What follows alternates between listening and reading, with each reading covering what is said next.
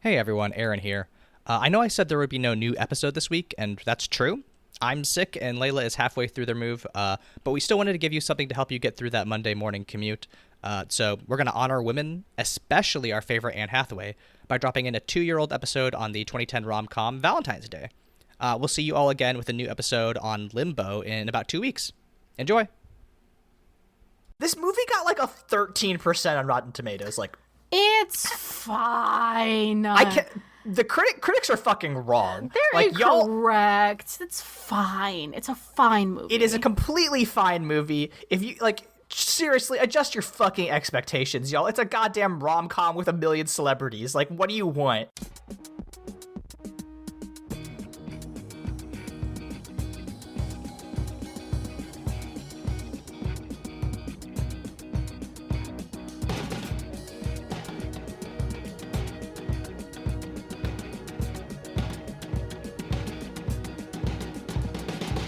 Welcome to Mortified, the Friendship Quest, a podcast where two long-distance friends bounce media recommendations, all in hopes the other will like it. I'm Aaron. And I could be Jessica, I could be Julia, I could be Jennifer. Who's to say? And this week, we celebrate the season of love with the 2010 romantic comedy, Valentine's Day. Before we exhaust the names of 24 celebrities, please remember you can help us on Mortified the Legitimacy Quest by subscribing to us on YouTube, iTunes, or Spotify, signing up for our monthly newsletter through the link in our show notes, or following us on Twitter and Tumblr at MortifiedPod. Layla, Aaron. do you think there's such a thing as having too many characters in a story? Yes. I say tentatively. But you know what's funny? I don't think there were necessarily too many in this one. I kind of agree. I think there were definitely some that didn't add a whole lot, but I was glad that they were there. Right. And not to mention, this movie wasn't going for depth. It was going for feel-good neoliberal chaos, and I think it achieved that splendidly. Oh, 100%. So, Layla, did you see this movie? Have you ever seen this movie before, actually? Okay, I definitely think I either saw this one or New Year's Eve, another Gary Marshall multi-celeb romp, around the time it came out. And then I definitely have seen reviews for both on YouTube recently, so I was actually weirdly fresh on the story. What about you? So, yeah, I've seen both New Year's Eve and Valentine's Day. I did see Valentine's Day in theaters when it came out. It was a great time. I loved it then, and frankly, I loved it now. I think I have some more, I have 13 years more experience and criticism and media analysis that I can, view this film through the lens of. But I still think it kicks ass. Listen, I had a good time. I think there's some. I think honestly, my complaints just have to do with how it aged. Right, but it didn't age otherwise, especially well. But it was all right. It could have been so much worse. It was very of its time, and I had a blast. Like, I think we should go back to making just like dumb, feel good, fluffy, like day in the life of a town with a bunch of celebrities no one's gonna understand the character names of movies. Yeah, we're not gonna refer to these characters by their character names. It couldn't matter less. Except for one. There's a little boy who is not a celebrity. He's just gonna be referred to by his character name. But yeah, I mean, so the premise of this film, right, is that like on a day in Valentine's Day, right, in 2010, it's a bunch of different people. Their lives are all somehow secretly interwoven in ways that, don't become immediately clear until after the whole film is played out. And they're all on these different escalating story arcs, and you just kind of see how they resolve. Because it's Valentine's Day, it's all about love. Although I think that New Year's Eve also is similarly rom-com-y. But yeah, basically, the Mortified season 4 format has tried to be able to run through the plot kind of straightforwardly and talk about characters organically as they come up. That is going to be impossible for this movie because there's 21 fucking characters, and the plots are just completely all over the goddamn place. But we've broken it into several digestible arcs, which we will set up, and then we'll talk about each of the arcs' conclusions. And I think that'll be hopefully the most easy way to comprehend what we're about to try. If you haven't seen this movie, I think it's still going to be pretty incomprehensible, but I do think it'll be fun for us to just say things like Ashton Kutcher got shorted to $30 by a child. It's a good time. $32. And that's 32, yes. That's before tax also. That's true. Okay. Do you want to start with the best friends arc, and then I'll switch off to the grandpa grandson teens arc, and then you can do football, and then I'll do plane. Great. I love this for us. So what Aaron refers to as the best friends arc is starring Ashton Kutcher, Jennifer Garner, Jessica Alba, George Lopez, and Patrick Dempsey. In this, Ashton Kutcher starts by surprising his girlfriend, Jessica Alba, by proposing to her on the morning of Valentine's Day. Now the notes say she accepts, but Aaron, did you notice she did not actually say yes? I didn't notice that. She allowed she allowed him to put the ring on, but she was like, wow. That's a good point. That is a good point, which is immediately the first red flag. She did not ever say yes. I clocked that immediately. I was like, ooh, this is going to go south. The fact that she accepts, though, surprises, or so Ashton thinks, surprises Ashton's friend and coworker, George Lopez. Do you remember George Lopez? Man, I haven't seen that motherfucker in a minute. I used to, if you play the opening tune of Lowrider to me, all I can think about is... Yeah, right? Because you watch Nick at Night, like I did, right? And I fell asleep to George Lopez. Yeah, 1,000. Right. That is where I know him from, too, 100%. And then, fast forward, so if that was, in the early aughts when we were falling asleep to George Lopez, fast forward about 15 years... Angie Lopez is in Undone. She's the main character's mom, so I animated Angie Lopez for a while. Wow, that's really fun, actually. She did a great job, by the way. Crushed it. That's great. Okay, that makes me 3 degrees away from George Lopez. That's wild. Yeah, I guess. I think I have a brief, maybe interaction with her Instagram or something too. So yeah, for real. Incredible. So the two of them run a florist service in Los Angeles, and obviously it's Valentine's Day, so it's the busiest day of the year. Jennifer Garner is an elementary school teacher and Ashton's best friend, and she's also surprised that Jessica Alba said yes. She is sleeping with Patrick Dempsey, who is a heart surgeon at a fancy hospital. Jessica Alba, Ashton Kutcher's fiance, shows up at the florist shop and she's not wearing the ring. Red flag number 2. In fact, she asks Ashton if they can keep their engagement a secret.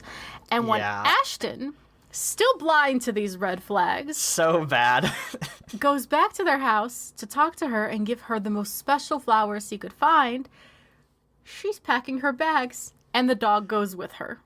This is an unhinged reaction to not wanting to get married, I think.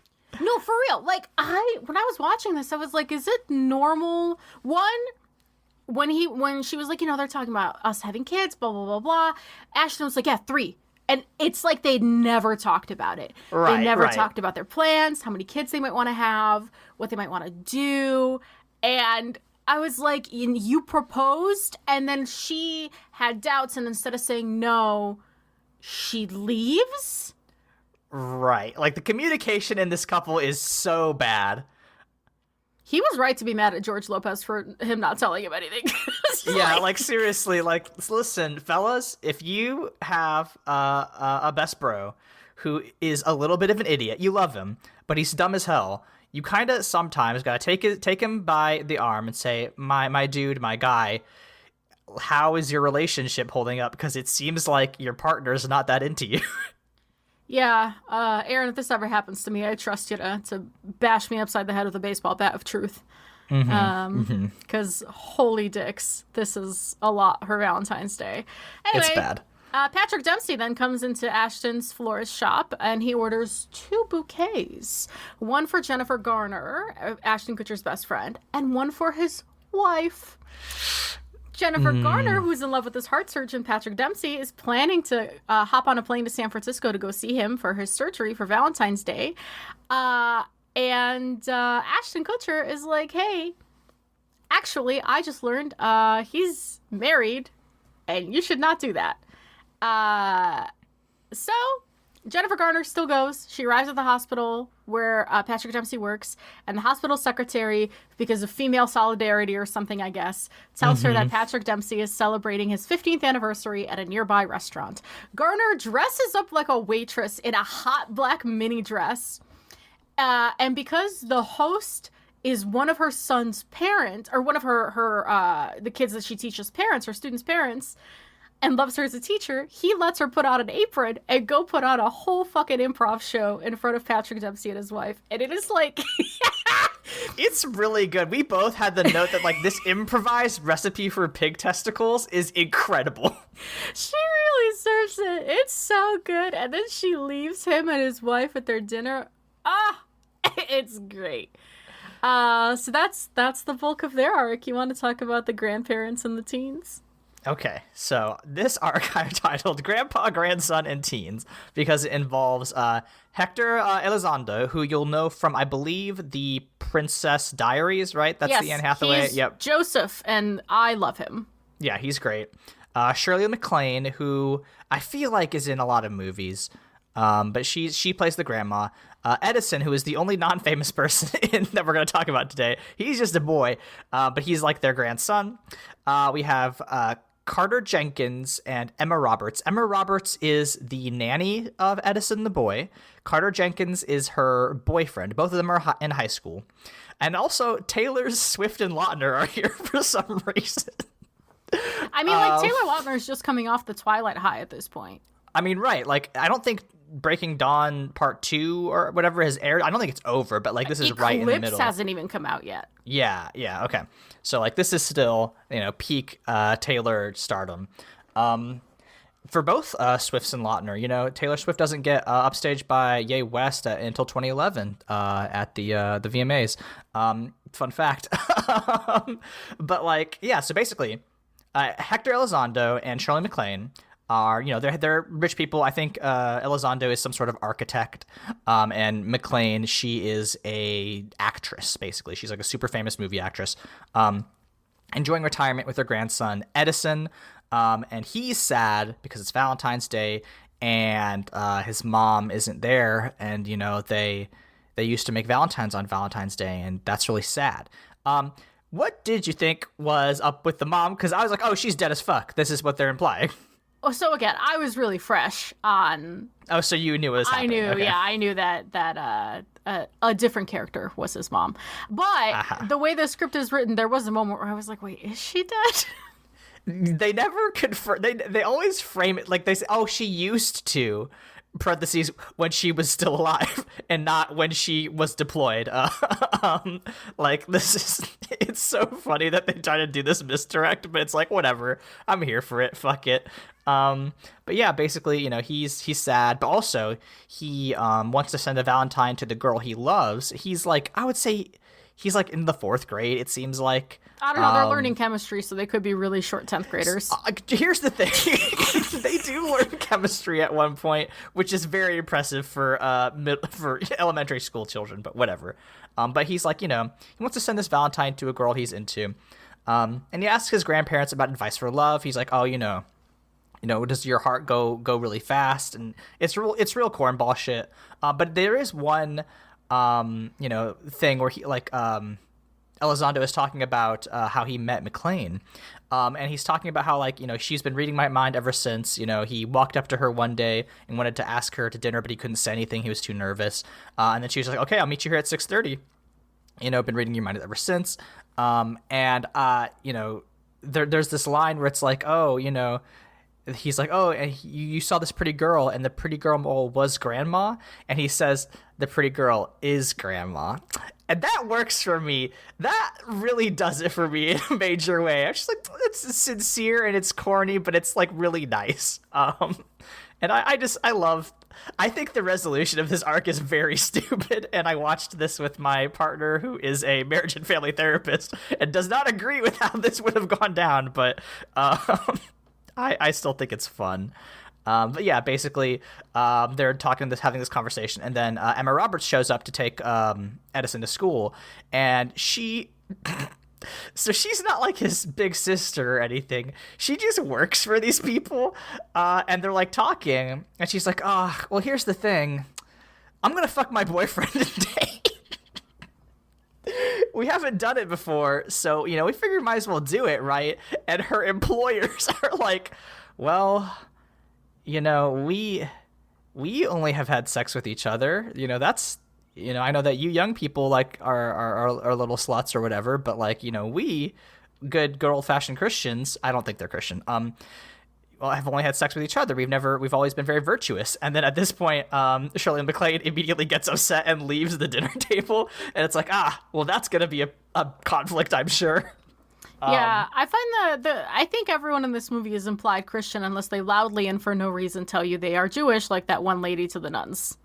Yes, there's a lot of people being like, I'm this ethnicity, which is not great. It's pretty bad. Immigrants, we get the job done.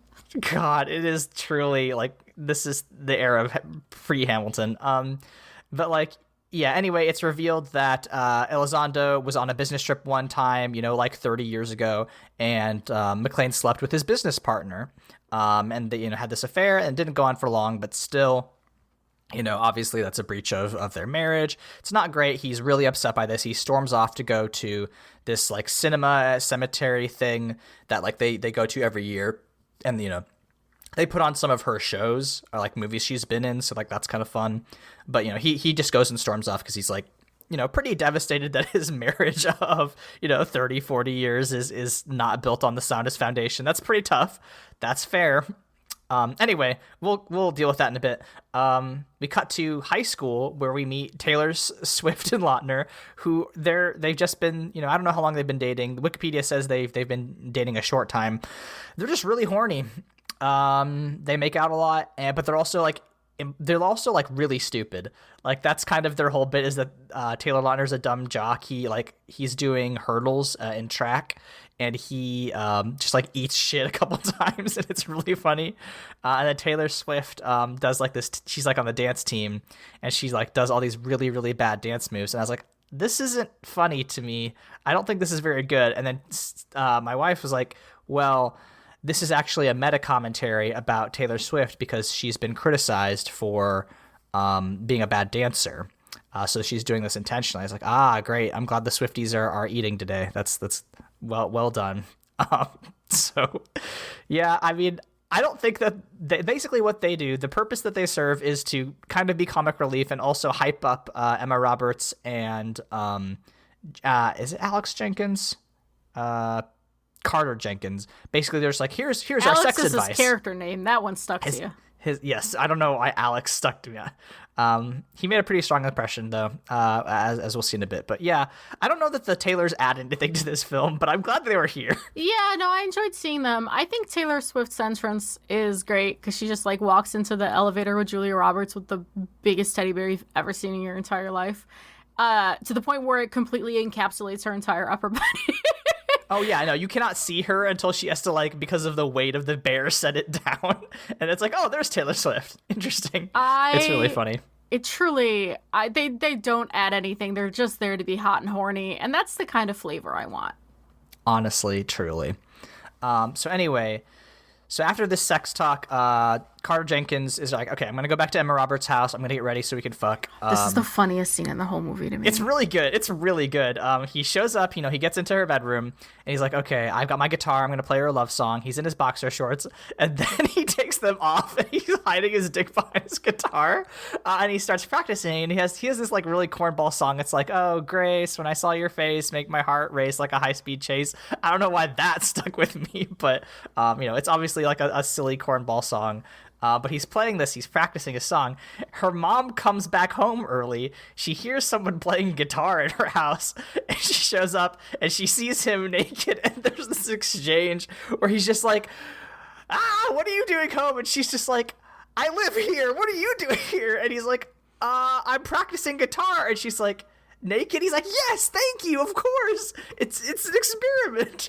And she's like, okay, please get out of my room. Please don't bend over. Holy shit. And like he has to like run naked. His girlfriend is pulling in. Emma Roberts is pulling in. She's like, why are you naked and running out of my house? And he's like, well, your mom showed up. And she's like, oh, what did you tell her? And he's like, I said I was practicing. And she's like, did she buy it? And he's like, well, my fear may be very convincing. I think he said something along the lines of like, it's experimental avant-garde. Avant-garde, yeah. Oh. It's a great sequence. That's one of like, that is one of the few scenes in this film that like actually stuck in my long-term memory because I was like, that's fun. I remembered that. It was a great time. Yeah, I mean, that's that. Also, sidebar for the boy. Edison goes to purchase flowers from Ashton Kutcher's flower shop, personally buying a dozen red roses from Ashton Kutcher. And there's a really funny line where like this kid gives him like $12, and Ashton Kutcher's like, damn, man, you shorted me. But then like the kid also asks for a receipt, and he's like, oh man, they're auditing you too. Like, man, they can't keep a good man down, huh? It's so funny. I think Ashton Kutcher's performance is like really good at this. Honestly, this is the most charming I've ever seen Ashton Kutcher. He is just like being a little cornball, just being a little golden retriever, running around, having a good time, screaming that he's engaged. Like, it's so good. I love his performance. I also just like, I love this universe they've built where this little boy walks in this flower shop with $13. He buys a card and he wants a $55 rose arrangement. And Ashton Kutcher's just like, you know what? All right. I'm sure. No words. I know where the elementary school is. I'm gonna just humor this. It's really nice. It is such an like. This film is like, the plot is like, you know, gossamer thin. It's barely there, you know, just like the spider web that connects everybody. That's like the plots here, but like that's all you kind of need. It's all character moments, and like, you know, when I'm thinking about storytelling and trying to make my characters endearing to people, like this is such a good moment that's like, okay, this is the kind of character that Ashton Kutcher is, right? He's a guy who's like, you know what, fuck it, I'm gonna eat $30 today because this kid is just so cute. I love it. It's Ashton great. Kutcher in this film is what I think the Adam Conover ripoff protagonist in the Lindsay Lohan Christmas movie we watched aspired to.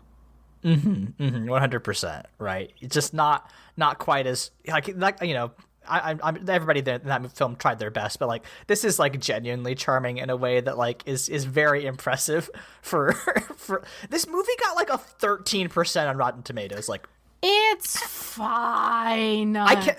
The critics are fucking wrong. They're like, incorrect. It's fine. It's a fine movie. It is a completely fine movie. If you like, seriously, adjust your fucking expectations, y'all. It's a goddamn rom-com with a million celebrities. Like, what do you want? It's well This isn't shot. fucking Citizen Kane. Yeah. I would argue it's actually really well art directed for what it is, because like, so there's this like weird running gag where one of Jennifer Garner's students keeps taking his shirt off for some reason. Yes, it's really Franklin. good. This is the kid. Yeah. The kid that the parent of works in the restaurant. Yes, this is and that so parent. when you look at the restaurant scene, on the host stand under the glass are a bunch of pictures of Franklin taking his shirt off.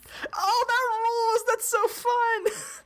And it's like, he's like, my son Franklin, and then he backs away from the stand, and you just see that little boy curly hair and his shirtless. I was like, that's a nice touch. Come on. Like, I wish that, you know, we sometimes review bad movies on this podcast, and like, we remove movies that we want to like on this podcast, and it's like, I just wish that like for Pinocchio, right, as our most recent one that was like not great. Like, I wish that the Disney Which Pinocchio one? had like the Disney one specifically had like even a tenth of the like heart and like, you know, care that went into it that this movie did. Like, it's. I cannot believe that I'm longing for 2010 in some ways. Simpler times. I mean, like, some ways. I feel like Disney.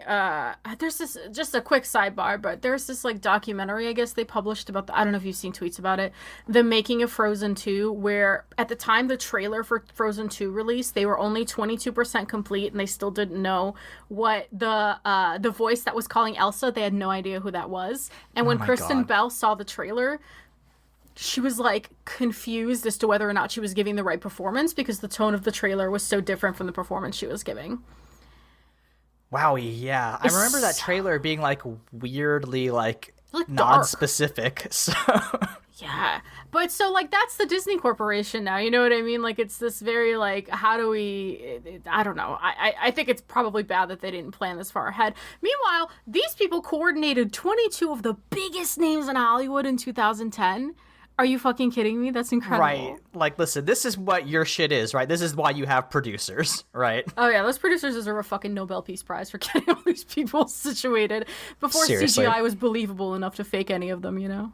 Right. But the last thing for this boy arc, basically, the flowers he buys from Ashton Kutcher don't get delivered because while George Lopez is driving, he is rear-ended by a football player that we're going to talk about here in a sec.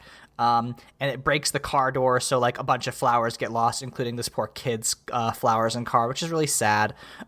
So Edison goes to track down Ashton Kutcher like on his bike.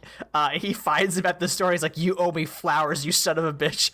And like Ashton Kutcher like takes it. He's like, "Oh my god, I am so sorry," and like personally gives him like the flowers he was gonna give to his fiance, who is now at this point broken up with him. He gives him that and like drives them to this party that we're going to talk about, but like this is the party that the girl he likes is at. It's great. It's good. Yeah, which brings us to the football arc featuring Eric Dane, Jessica Biel, Jamie Foxx, Anne Hathaway, Topher Grace of that 70s show fame, and my queen, Queen Latifah. Queen Latifah in the film adaptation of Chicago, like, imprinted on me at a young age. I love Queen Latifah. I haven't seen her around. Maybe that's just because I haven't been watching a lot of media. I hope she's doing well. She's doing well. I think she was just in something on Netflix. Good. Yeah. She looks great. She did a Hot Ones interview. That went really well. So Anne Hathaway, love of my life, and Topher Grace wake up together. They've been dating for 2 weeks and apparently are very horny for each other. This movie overall, genuinely incredibly horny. Anne Hathaway's got to get to work, though, and she's, like, rushing to do it, where she's a receptionist for a talent agent. It's unclear. I don't know. Who's to say? And while she's at work, we find out she is also a phone sex operator because she has to cover her student loan debts in Los Angeles. So I want to talk about phone sex operators because that joke feels a little dated in 2010. Quite. Right? Because, like, internet porn's been around for a long time at this point. Like, I think that probably killed the phone sex industry. I'm sure there's some, OnlyFans like exists, right? I'm sure you can get phone sex somewhere, but like, it's a silly joke. It's a silly joke. That being said, Anne Hathaway's out there doing full character voices and prop comedy. No, like seriously, she should be, hire her, Netflix. Like, come on, get this girl on an anime. Yeah, for real. She was like talking about whipping one of her clients, and she had this like rubber band ball. She was It was incredible. She's doing Foley. She can do it all. Like, come on. She's multi-talented. So Hathaway's boss is Queen Latifah, who is the talent agent for Eric Dane, who is a football player who is old and sucks at football. Everyone thinks he's going to retire because he's starting to suck so bad. But he's sad because his partner has apparently recently dumped him. So he rear-ends George Lopez while driving to a meeting with Queen Latifah and Jessica Biel, who is friends with Jennifer Gardner. I'm already starting to stumble over my J's. Here it comes. Here's the J storm. Jessica Biel is throwing an I Hate Valentine's Day dinner party like she does every year, but no one's RSVP'd so far. Jennifer Gardner tells her it'll be fine because it's LA and no one RSVPs for anything, but she herself is not going to be there because at this point she thinks she's flying to see her boyfriend. Right. After meeting with everyone, Eric Dane gives a press conference where he comes out as gay, and he says he's going to keep playing football.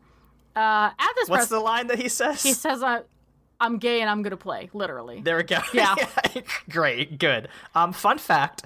So I assume that he's, playing for like a Los Angeles NFL team that I am not going to not be able to name, but like the actual first NFL player to come out as gay came out in 2021. Yeah. Like it is just weird to see like how this thing, which would have been, was not precedent, like didn't actually happen until extremely recently. Well, we'll talk about something else I noticed when we get to the endings of all these arcs. Listen, right? It's still 2010 in very many ways. Oh yeah. Well, Jamie Foxx even says some like. So okay, let me get through this. So at this press conference, Jamie Foxx, we haven't talked about Jamie Foxx yet. He's here. He's been doing interviews because he's the number 2 sports guy at the Los Angeles local news station. He meets Jessica Biel. They hit it off, and he gets an invite to the I Hate Valentine's Day party. Mind you, Jamie Foxx is here because he wanted this to be his exclusive, so he could now be the number 1 sports guy at the station.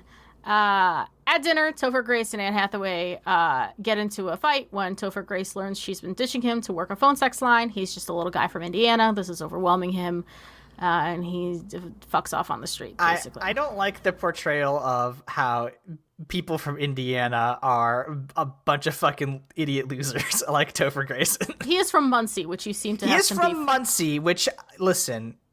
You can't. He has an IU like pennant or flag on his like room, but he's from Muncie, which means that he actually probably went to Ball State and just wanted a better basketball team. Ball and State, you know what?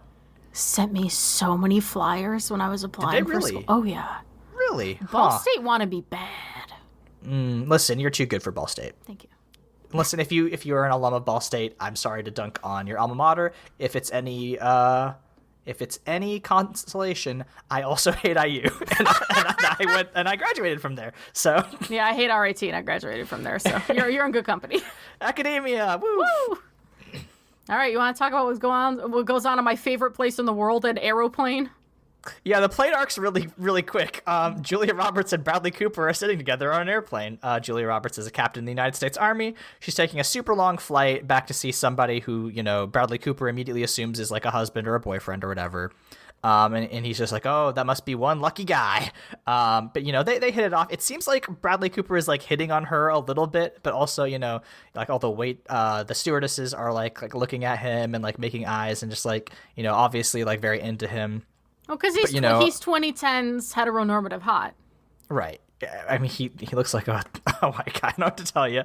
But like they start getting along. I think that one of my favorite lines from this was Julia Roberts being like, it's my job to read people. Like I understand your psychology and everything. I was like, Julia, did you learn this at Guantanamo? Like, I know what you people did there. Like, you should not be using this on civilians. It's just like Anne Hathaway, who was talking to Topher Grace when she's leaving his apartment the first time. And she's like, your neighbor thought you were gay. Don't worry. I set her straight. And I'm like, did you describe Topher Grace's dick in detail to his poor neighbor while you were asking her for coffee, Anne? Like, there's just some wild lines in here. They're like, man, the implications of this are something. Anyway, basically, they have a good time. They finally land the airplane, and Julia Roberts goes home to see her man, and Bradley Cooper actually gives her his personal limousine so she can get there faster. Which is very sweet of him. Okay, so we've done the thing that this film has done, which is left all of the conclusions off to the last moment. Shall we take the same ones that we... Yeah, so do you want to do best friends? Kutcher and Garner end up getting together because at some point Jennifer Garner realized she was actually in love with her best friend. Their respective partners are either dumped or want them back. I thought this was one of the horse shit endings. It wasn't incredible. If you were going to get engaged that morning and you're making out with your best friend... But listen, I am 100% able to suspend my disbelief because this is a rom-com with a very silly premise. That's fair. I could not for this specific one. And also, one of my favorite lines in this movie is here because, like, at the end of the day, right, he's got all these, like, dead flowers or the flowers that didn't sell, and he's, like, standing on a bridge that's over, like, a river or something, and he is throwing the heads of the flowers into this river, and Garner walks up to Kutcher, and she's like, what are you doing? He's like, well... I'm giving these flowers, a second chance. Like, they weren't wanted by anybody. Normally, sometimes you'd throw them out, but I just like the idea that somebody will take this flower, they'll see this, this blossom and be like, oh, I want to keep this. And like, that really worked for me. I really like the sentiment of a guy trying to, even how silly it is, like trying to save the heads of flowers, even though I don't think that's how flowers work. There are a couple of moments in this movie, and this was one of them, where I felt like genuinely old, where I really felt like I'm aging. And this was one of them because he was doing that, and I was sitting there head in hands going, oh my God, but I don't think those roses are native to California. What happens when they get in the water supply? Are the ducks, oh my God. Are the ducks going to be okay if they like eat one? Is it going to do it? Like that is where I'm. And the same thing when Jennifer Garner was like, Jennifer Garner was like gonna hop on a plane. She's like, I'm gonna go see my boyfriend in San Francisco. And I was like, what were the flights like back then? Were they that affordable that an elementary school teacher could just hop on a plane day in, day out?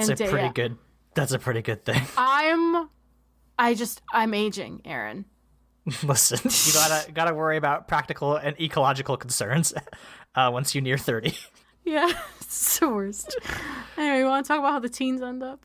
Yeah, so grandpa, grandson, teens. So Elizondo, who's the grandpa, he meets up with Topher Grace, who, walked out of the, after having the fight with Anne Hathaway, he walked into this cinema thing because they were going to go watch a movie together.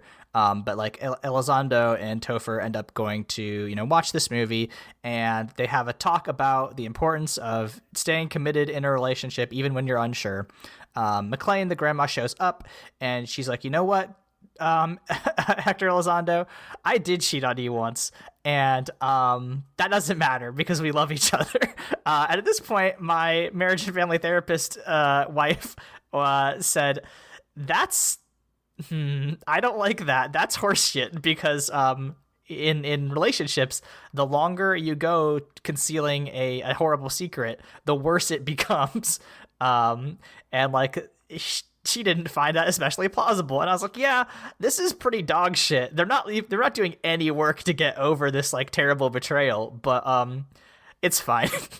Yeah, and for the purposes of this movie, I was like, I get what this is shorthand for. Right. Like that's the thing. Like you cannot actually get into the logistics of like having a like difficult and drawn out, reconciliation process in a 2-hour rom-com with a million fucking characters. Like, I'm here for it. I truly am. I'm just like, you know what? You need a shorthand for your storytelling, and that's fine. But anyway, they kiss and make up. The little boy Edison shows up at this party to give flowers to who other but Jennifer Garner, his teacher. I should have seen this coming because he was a fucking narc. Yes, that's he tells all his classmates to settle down when they're being loud. It's like, oh, that's the hint, is that he's in love with his teacher, which is very funny because he's a little shit. But anyway, he's like, I love you so much. And she's like, hey, kid, I'm like way older than you. He's like, yeah, but, is that a problem? She's like, yes, legally, morally, ethically, spiritually, kind of a deal breaker. But your classmate Rodney, she's over there, and she's super into you. There's also an Indian wedding because she's at the I Hate Valentine's Day party right now, but it's also in the same venue as like this Indian restaurant. So there's like an Indian wedding going on, and she points Edison over to Rodney, and he gives her these like super nice flowers, and it's very sweet. Sure. Anyway, also, the teens, Emma Roberts and Jenkins, don't end up having sex. They are just like, you know what? We can love each other, but not also have to have sex when we go off to college because we care about each other. And when I watched this movie, I was still very Catholic, so I was like, that's right. That is how this plot line should have ended. This is moral. Yes. Yes. Well, like I said, everyone in this movie is Christian unless loudly specified otherwise. Yes, that is true. Do you want to talk about the football arc? Yeah, so Topher Grace shows up at Anne Hathaway's apartment and apologizes for being a dick. They fuck. This is another one of those where I was like, fine, I'll buy into it. He made her a cute little collage. The collage was nice. But in real life, this would have been a longer conversation. Well, in real life, this is just, they've been together for 2 weeks. Like, this is just a breakup. Like, yeah, this is just a you're an asshole. But I mean, I feel like statistically, more men nowadays would have less of a problem with their girlfriend doing some sort of like non-committal, non-physical like phone sex operation type thing on the side. 100%, right. Like you're a weirdo if you're that bothers you. Yeah, like if your partner doesn't care and they're just doing it as a job, it's fine. But yeah, so Jessica Biel and Jamie Foxx hit it off at the I Hate Valentine's Day party. They have a cute little thing at the TV studio. Eric Dane is met at home by Bradley Cooper, who was the partner in question. Whoa! And so there are gay people in this. Bradley Cooper saw he came out. He forgives him, wants to get back together with him. But very interesting that during this little scene where everyone else is kissing, the men were not allowed to. They do not kiss. It's 2010, baby. Yeah, listen, I watched for that too because I was like, there's no way they made out, right? Yeah. I'm like, listen, they don't get I don't know anything about the politics or, personal preferences of these two actors. I wonder if they were like, hey, I'm not going to kiss a man in this role. I don't think the studio would have gone for it. Really? I don't even think it was on the table. Interesting. I genuinely, I don't even think there was a question, a discussion, anything. Yeah. I definitely trust your judgment. But like, it is just so interesting, right? I've been on Twitter, and today a trending topic is like, oh, everybody's talking about how sex scenes are unnecessary, right? This happens like once every 10 days. And like, it is just wild to see how 13 years ago, like two men kissing was like outright, banned by studios. Like that's really something just to see how far we've come. Yeah, I genuinely don't think that this was even like on the table for them. Maybe they would have been uncomfortable with it, but you know what? We've come such a long way that who was it? Ryan, Deadpool. What's his name? Reynolds. Ryan Reynolds and Andrew Garfield like made out at an awards show as a joke. Like we're things are a little bit easier now. That's nice. Not easy. But there's been strides. I think we can acknowledge that. Queen Latifah gets a call from one of Anne Hathaway's phone sex clients, the Russian kinky one. I thought this was very funny. I laughed a lot at this. Queen Latifah is so fucking funny. The only thing that would I have put this in the movie today? No, but I did laugh a lot. Listen, it was very funny. Here's my problem. My problem was that why didn't Queen Latifah get to fuck anyone? It's because she's fat, right? Gary Marshall. This is another one of those like 2010s things. You know what I mean? Like everyone in this movie is so delectably white hot, and I'm like, please, right? I beg of thee. The joke that she says when she's talking to the man, because like Anne Hathaway's been doing like a Russian Tsarina like role play with him throughout the course of this movie, but then she's like, oh well, you don't know love until you've been with a real African queen. And then she says very loudly in a commanding voice, kneel before Nzinga, which is very funny, but also like, I don't know, she's the only black woman character in this movie. Like, I don't feel great about laughing about that. Like, it is definitely a joke of the type. We watched Cog on Bible Boys last week, and they had a similar joke where it's like, there's the one black character in this movie makes a joke about how, or like it just goes on the screen. It's like, look, laugh at the funny black lady. So like, I don't know. I think that Queen Latifah could have done whatever the fuck she wanted in this movie, except for maybe, I think you're right that maybe there was some hesitation about pairing her up because she is a larger woman, which is unfortunate. But I don't think that she made this. I think she was happy to make this joke. The line itself, I don't know how I feel about, but her delivery of that line. Oh, it's great. Incredible. She's such a great comedic actress. I think there is something so revolutionary to me about Queen Latifah, because when I was growing up, Queen Latifah as Mama Morton in Chicago, when she gets to be like sexy and big and brassy and fun. And then she also had a run of rom-coms where she did actually get to make out with someone. Changed my brain chemistry. Thank you, Queen Latifah. She's the best. I love her. Shout outs. The plane arc is pretty straightforward. We already talked about how Bradley Cooper went home to his boyfriend Dane. Turns out Julia Roberts, the captain, her man that she's going back home to is actually her son, Edison, and she tucks him in for bed and says Happy Valentine's Day, and it's cute. It's completely fine. is, yeah, like we said, it was alluded that Edison's mom is like straight up dead. Nope, it's Julia Roberts. Nope, she's just doing war crimes. Oh my god. Also, there's a post-credit, or not a post-credits, a mid-credit scene, I guess. I didn't see this, so what happens? Julia Roberts is in the limo, and the limo driver's like asking her, they're like driving past Rodeo Drive, and he's like, oh, have you ever actually shopped on Rodeo? And she goes, I did actually one time. Big mistake. Big, huge, which is a reference to Pretty Woman. Ah, I see. When she goes shopping on Rodeo, and the ladies are really mean to her, and they kick her out of the store the first time, I think, and then she comes back with the money from Richard Gere. I think that's who's in that movie, right? Yeah, and I think so when they're like have to be nice to her the second time, she has the credit card. She's like, big mistake, big, huge. Very fun. Very fun. Speaking of problematic movies, I love rom-coms of that era. Mwah, they're everything to me. I know they're terrible, but like I grew up on them, so I can't help it. What are you gonna do? I hope the listeners are gonna be the ones who have to judge, but I feel like that was about as comprehensible as we could have made that. Honestly, I think you did a great job writing that up. Yeah. It was a lot. It was a lot of IMDb and Wikipedia and just confusing people with J names, but we did it. Layla, how do you feel about this structure, as this interlocking character structure? Because, like, I think that it is difficult to parse in many ways, but also, like, in this film, I feel like it works more often than it doesn't.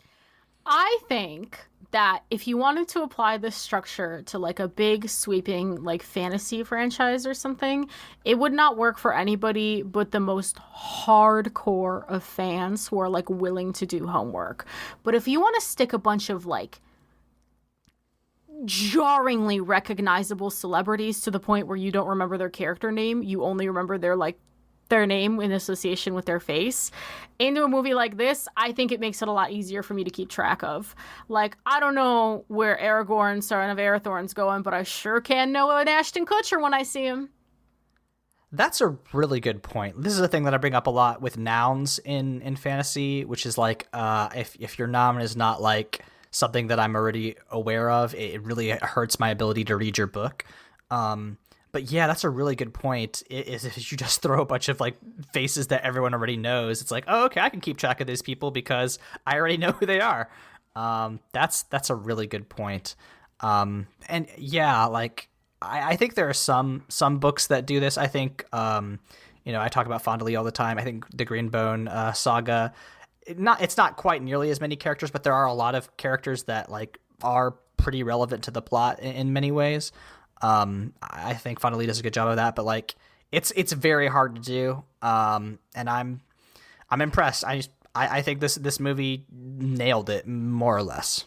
Yeah, I mean, like, listen, this movie was made not for critical consumption. This movie was made for a bunch of ladies in the like 32 to 48 age bracket who know all these celebrities, who read all the gossip mags, who could get the meta commentary about Taylor Swift from their daughter. It's for them to come have a good time in the movie theater or on their couch after this is playing on pay-per-view for 90 minutes where their kids don't bother them and they don't have to pay attention all the way because they don't need to know Ashton Kutcher's character name. They just need to know that he wants to get married and then did not get married, and oh no, what are we going to do now? Yeah. And that's beautiful, I think. I think we need more movies like this. Just fluffy nothing.